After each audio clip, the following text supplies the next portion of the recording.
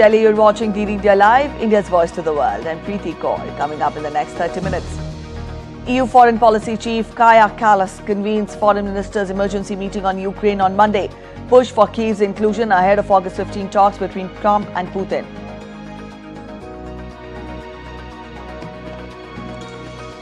Eight people killed and 2 others wounded in shooting outside a nightclub in southwestern Ecuadorian town.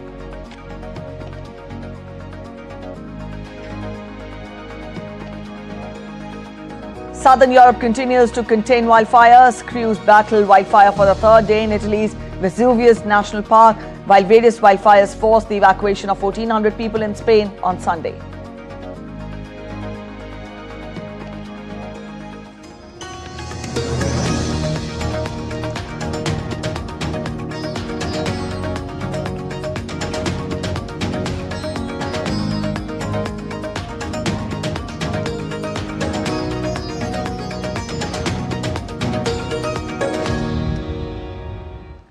The head of the EU diplomatic service, Kaja Kallas, is calling a meeting of EU foreign ministers today to discuss the upcoming Russia-US summit on Ukraine.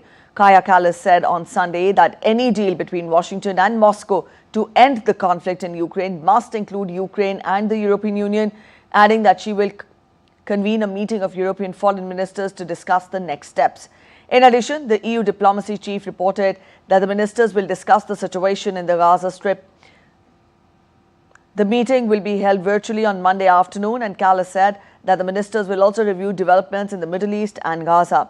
The presidents of Russia and the US also will be as we told you, Vladimir Putin and Donald Trump will meet in the US state of Alaska on Friday to try to resolve the 3-year conflict. Europe insists Ukraine must be part of the talks.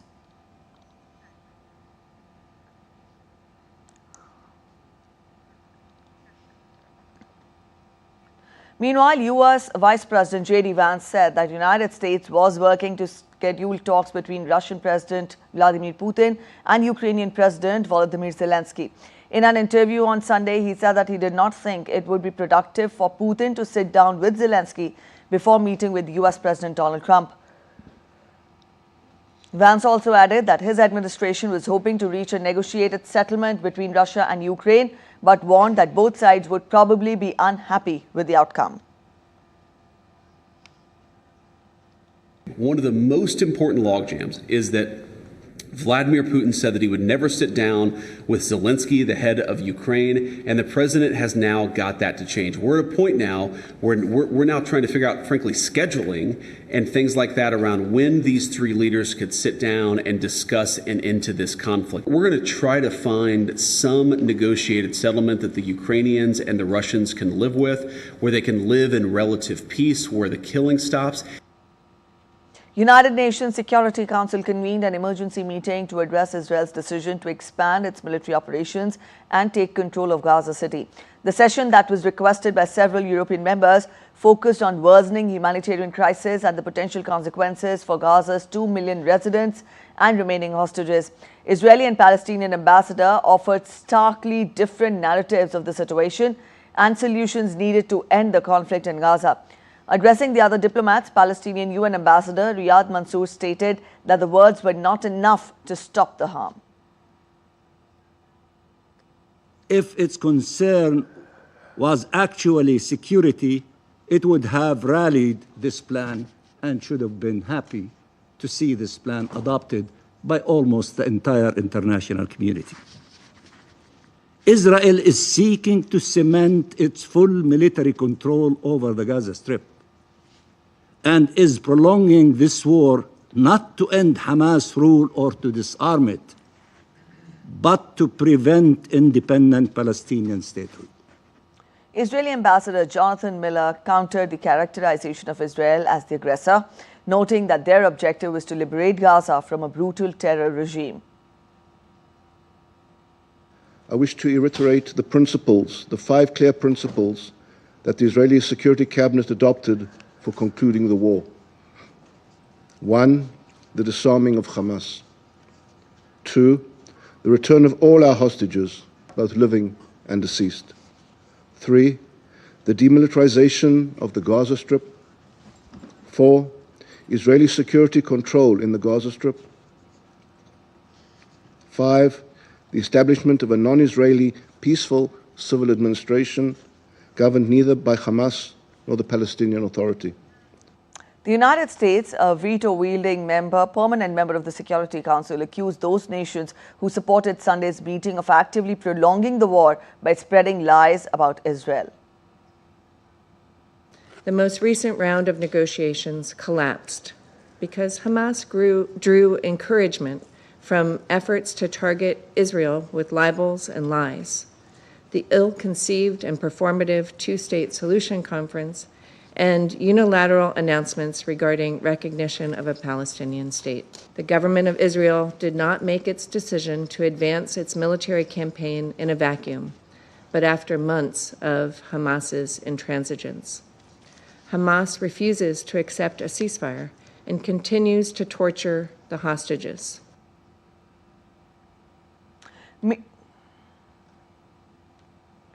Meanwhile, Italy launched the first airdrop of its humanitarian mission, Solidarity Path Operation 2. Its defense ministry said the mission will continue over the coming days with additional airdrops, ensuring that all aid provided by the Ministry of Foreign Affairs and other Italian donors is fully delivered. Israeli Prime Minister Benjamin Netanyahu said that they had no choice but to complete the job and defeat Hamas, given the group's refusal to lay down its arms. During a press conference in Jerusalem with foreign media, Netanyahu said that Israel was working to increase aid distribution in a humanitarian surge and invited more countries to join in the efforts of the Israeli army with humanitarian aid drops. He said about 70 to 75% of the Gaza Strip is under Israeli military control and that there are only 2 remaining Hamas strongholds in Gaza City and the central camps in Al-Mawasi, where he defended his new plan to expand the war in the Palestinian territory. Netanyahu said that the military expansion in Gaza aims to bring a swift end to the Gaza war after seizing the 2 remaining Hamas strongholds in the enclave. Tomorrow, if Gaza, or rather if Hamas lays down its arms and releases all the remaining hostages, Gaza will be demilitarized, Israel will have overriding security responsibility, a security zone will be established on Gaza's border with Israel to prevent future terrorist incursions, a civilian administration will be established in Gaza that will seek to live in peace with Israel. South Korea and Vietnam will pledge deeper economic and strategic cooperation when their leaders hold a summit on Monday, as the former Cold War-era foes seek to leverage their business ties to navigate a challenging global trading environment. South Korean President Lee Jae-myung holds Vietnamese leader Lam as his first state guest since taking office on June 4th and will discuss promoting trade and investment in the Southeast Asian country.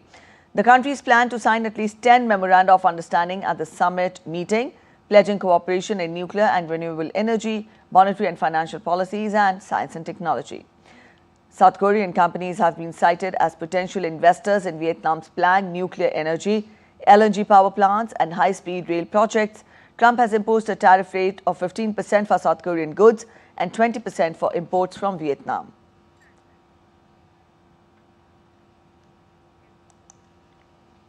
Amid signs of easing tension across the border under a new leader in Seoul, North Korea denounced a major joint exercise planned by its South Korean and US militaries as direct military provocation and warned of counteraction.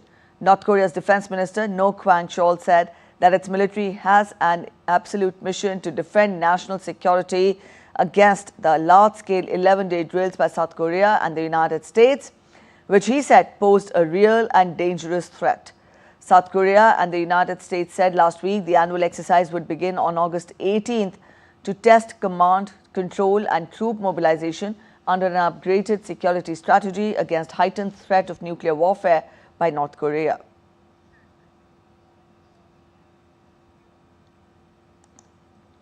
A senior official from the UN nuclear watchdog will visit Iran for talks on Monday, but no visit to nuclear sites is planned. Iran's Foreign Minister Abbas Araghchi said negotiations with the International Atomic Energy Agency will determine a framework for cooperation. Iran has accused the agency for effectively paving the way for bombings by issuing a damning report on May 31st, which led the IAEA's 35-nation Board of Governors to declare Iran in breach of its non-proliferation obligations. Iran, which denies seeking nuclear weapons, said it remained committed to the Nuclear Non-Proliferation Treaty. Last month, Iran enacted a law passed by Parliament suspending cooperation with the IAEA. The law stipulates that any future inspection of Iran's nuclear sites by the IAEA needs approval by Tehran's Supreme National Security Council. In Ecuador, a shooting at a nightclub on Sunday killed 8 people and injured 3 others in the latest violent incident to hit this spiraling South American country. The shooting took place in the rural area of Santa Lucia in the coastal province of Guayas. Heavily armed men arrived in the scene on motorcycles and opened fire on the crowd in the nightclub. According to a police statement, 7 of the victims, who were between 20 and 40 years old, died at the club, and the 8th one is at the hospital. Authorities have blamed the wave of violence on disputes among organized crime groups linked to transnational drug cartels that have expanded their operations, especially in the Pacific region, where drugs are shipped to Central America, the United States and Europe.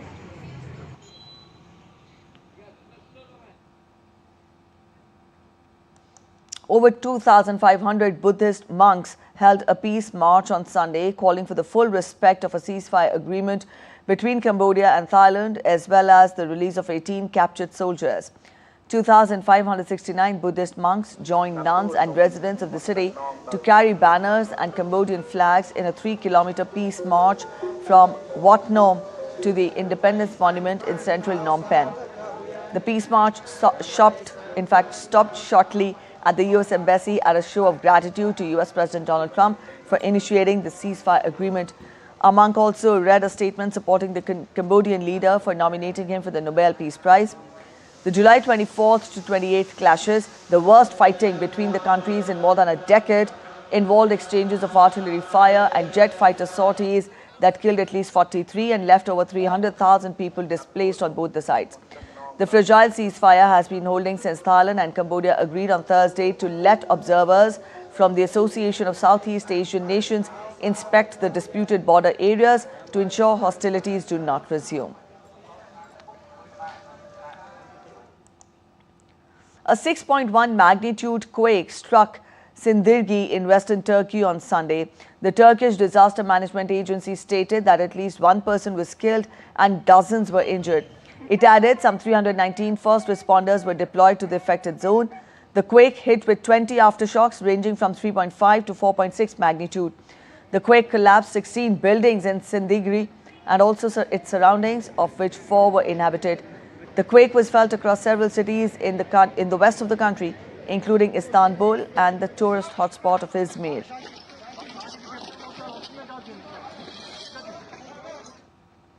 Let's get you updates on wildfires scorching different parts of Europe now. The first updates coming in from Spain. Wildfires sweeping across northern part forced the emergency evacuation of around 1,400 people as fast-moving flames reached the towns, heritage sites and major roads in the region of Castile and Leon.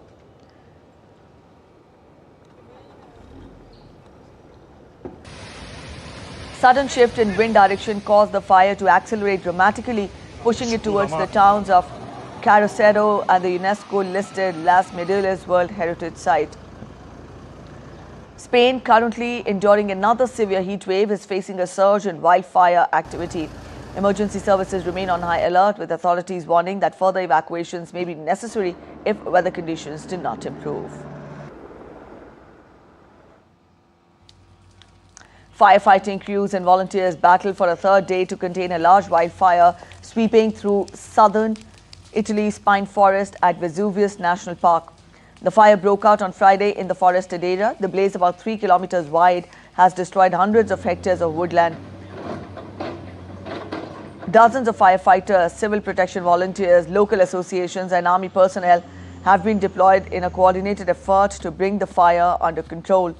Authorities warned that strong winds and steep terrain continue to hamper containment efforts in one of Italy's most visited national parks. You're watching DD India Live. We're heading for a short break, but after the break, India's Ministry of External Affairs and Commerce Ministry representatives will brief members of Parliament today on India-US trade negotiations. Indian Air Force releases a video that has some clips from India's strikes on Pakistani terror camps post-Pahalgam terror attack. And in chess, India's Nehal Sareen downs Arjun Ergaizi at the Chennai Grandmasters 2025.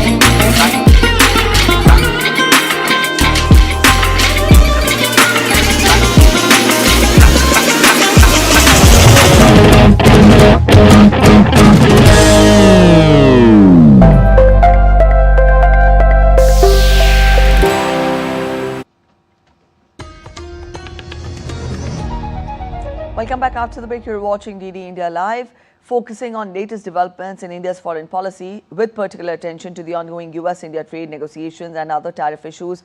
Officials from the Ministry of External Affairs and Commerce Ministry will brief the MEA Standing Committee today.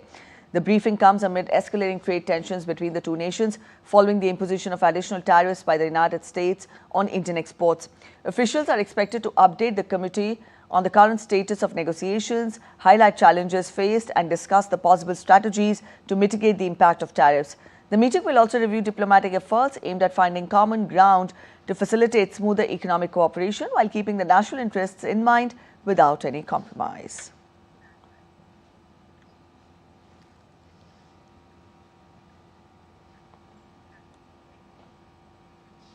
Prime Minister Narendra Modi will inaugurate the 184 newly constructed Type 7 multi-storied flats for members of Parliament at Baba Kharak Singh Marg in New Delhi.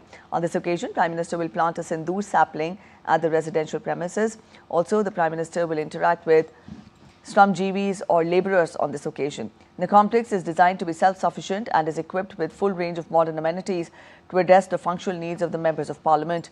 Incorporating green technology, all buildings within the complex are constructed to be earthquake resistant in accordance with modern structural design norms. A comprehensive and robust security system has been implemented to ensure the safety of all residents. Irish Deputy Prime Minister and Minister for Foreign Affairs Simon Harris will meet representatives of the Indian community in Ireland on Monday to assure them of safety and security. The meeting comes as attacks against Indian community members soared in the recent weeks. Earlier on Friday, in a social media post, Harris had expressed shock and appreciated Indian community's excellent contribution to Irish society. He asserted that Ireland will never ever tolerate racism. Concerned by what we've seen happen in the last number of weeks. The Indian community in Ireland have made and continue to make an incredible contribution to our economy, to our society, to life in this country. There's at least 80,000 people of Indian descent living here in Ireland, and I tell you, our health service would fall over if it wasn't for them. So many parts of our economy would, and we have seen a spate of brutal, horrific attacks, and one in particular sticks in my mind of that poor 6-year-old girl. And what she experienced in Waterford, I think, is something that would sicken all of us. This is a good country. This is a country of Céad Míle Fáilte. This is a country that recognises the incredible value that the Indian community have made.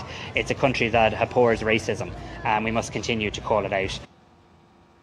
The Indian Air Force on Sunday released a video showcasing its operational capabilities with special focus on Operation Sindoor precision strikes carried out against Pakistan terror infrastructure on May 7th. When the skies grow dark and danger looms across land or sea, there's one force that rises. It presented how precisely India hit terror hideouts in Pakistan and Pakistan-occupied Kashmir. In the video, the Air Force also detailed the strike capabilities of its combat aircraft, fighter helicopters and the mastery of its flight personnel who guard Indian skies with utmost alertness and lightning-fast turnaround time. The video clip covers all aspects of the Air Force's firepower, and the part it plays in guarding the nation from the skies.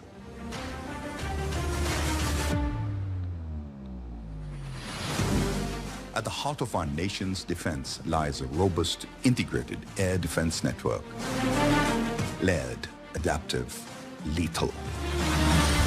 From cutting-edge radars that peer deep into hostile skies, to missiles that strike with unmatched precision, to combat aircraft that dominate the aerial battle space. Every second, our air warriors monitor, assess, and respond, preserving the sanctity of India's skies.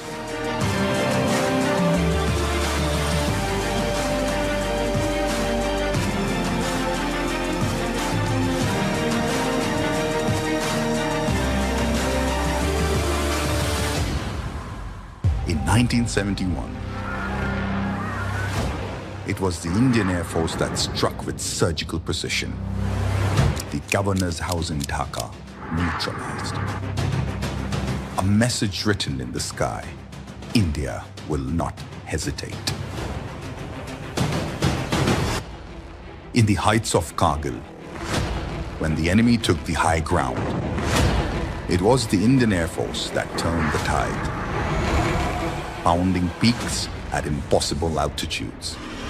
And when terror crossed the line in Pulwama, the Indian Air Force answered with Balakot, crossing limits, hitting where it hurts precisely. A terror attack which was targeted at its fullest capability. 22nd of April in the Belgaum terror attack.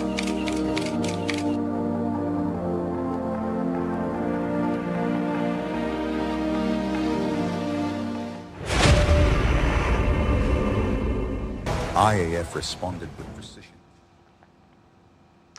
Let's get to weather updates from India now. The Met Department has predicted heavy rains and thunderstorms in Uttarakhand and Himachal Pradesh between 10th and 14th of August. IMD has issued orange and yellow alerts for 9 districts in Uttarakhand. It also warned of extremely bad weather with potential of disruption in commuting with road and rail closures and also interruption of power supply. While in Himachal Pradesh, due to rain and thunderstorms, the authorities closed a total of 360 roads. This included the Sanj Road, which is part of the National Highway 305. The state witnessed 58 flash floods, 54 major landslides and 30 cloud bursts, reporting losses amounting to 1,989 crore rupees since the beginning of the monsoon season. Meanwhile, in Uttarkashi, administration is working to continuously help people affected by the recent disaster in Dhairauli and Harshil. Chief Minister Pushkar Singh Dhami continues to monitor the situation, instructing district magistrates and secretaries of the concerned departments to set a 7-day timeline for assessing the damage to private and public property in the disaster-affected areas. Currently, an assistance amount of 5 lakh rupees is being provided immediately to the affected individuals. Officials have been directed to expedite the work of reopening roads in the disaster-affected areas of Uttarkashi. The Bailey Bridge in Limchighat will soon be open for public use. In Puri, Odisha, sand artist Sudarshan Patnaik created a sculpture based on the theme Har Ghar Tiranga. The campaign is part of the Azadi Ka Amrit Mahotsav initiative launched in 2021 to encourage people to hoist the national flag at their homes and celebrate Independence Day. This initiative aims to ignite a sense of patriotism and raise awareness about the Indian national flag. Prime Minister Narendra Modi urged citizens to continue sharing their photos and selfies on harghartiranga.com.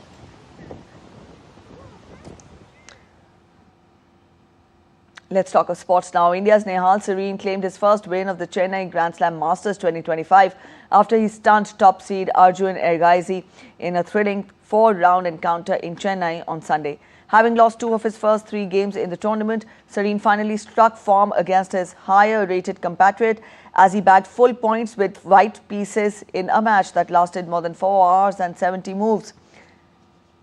Ergaizi is placed second in the standings but trails Kamar by a point with 5 rounds to go.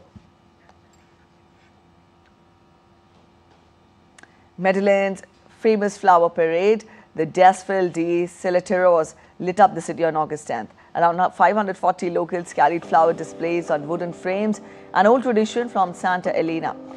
Locals say the event is more than a show and is a celebration of community pride and Antiochian culture.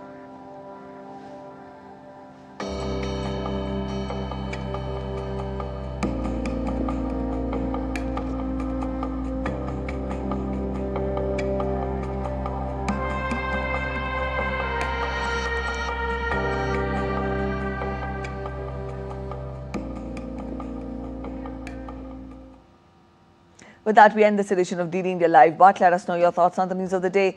For those of you on the go, you can get all the latest news and updates from India and across the world on the DD India mobile app. This app is available on both Android and iOS platforms, and you can download the respective QR codes. We'll be back with more news as it breaks here on DD India. I'm Preeti Kaur signing off, and from all of us here in Delhi, thanks for watching DD India Live.